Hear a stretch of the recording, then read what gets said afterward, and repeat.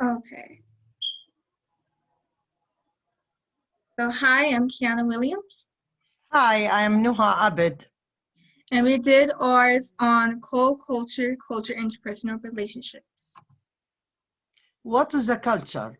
Our textbook defines culture as the language, values, beliefs, traditions, and customs people share and learn, including when someone identifies themselves as a member of a culture, you must recognize yourself and others as sharing certain characters and see others who don't possess these characters as a member of different categories. However, in the book Key Themes in Interpersonal Communication, Culture identifies and performs. The book also lists different type of culture, learn to recognize yourself and share characters, view other with different characters as a different categories.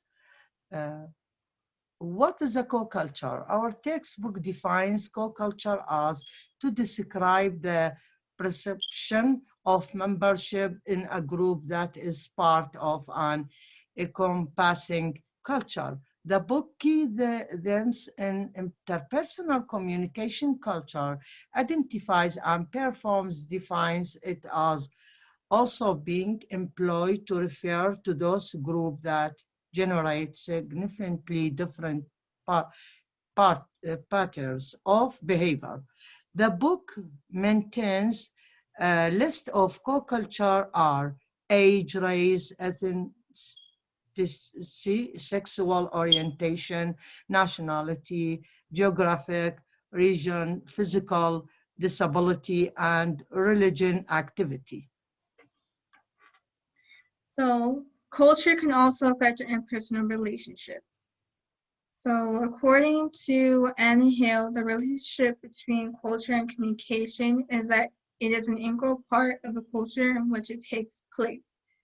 The signs, symbols, and codes are building blocks of the interpersonal communication process are located in cultures that convey reliance and content among shared cultural standing. So culture, like the community process, is semantic, and this is the nature of relationship between them. This could also go with high context cultures who rely heavily on suitable alternate verbal cues to maintain social harmony, while low context cultures use language primarily to express thoughts, feelings, and ideas as directly as possible. So for example, in the US, Canada, and Northern Europe, we fall toward the low context end of the scale. And these cultures, communities generally use straight talk and can give an impatient with direct behaviors such as hinting. However, in Japan, how some sociologists will call a high context culture, they are more likely to listen than to talk, assuming that they're being told what they need to know. They're also more likely to refer to a group than to assert their own opinions in personal conversation. Japanese are also less likely to discuss personal details, while people from a low-context culture may ask personal questions as a way of showing their interest. Japanese also might find this invasive to their privacy. This could, interpersonal relationships could also affect individualistic and collective cultures. So members of listener culture view their primary responsibility as helping themselves, whereas communicating collective cultures, the loyalties and obligations to their in-groups, which means in the family, the community, or even organizations. However, members of collective cultures tend to view themselves in terms of what they do, whereas people in collective culture are more likely to find themselves in terms of a group membership. In individualistic societies, people are nominated independent from their in-groups, which are given to their personal goals over the goals of their in-groups. They behave primarily on the basis of their attitudes from the norms of their in-groups.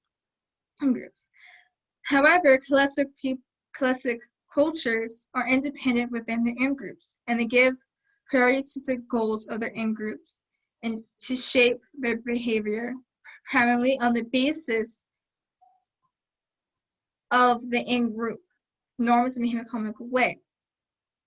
The people in collective cultures are also concerned with relationships. So one study showed that collective in conflict situations are primarily concerned with maintaining their relationships with others, whereas individuals are primarily concerned with achieving justice. And that is all.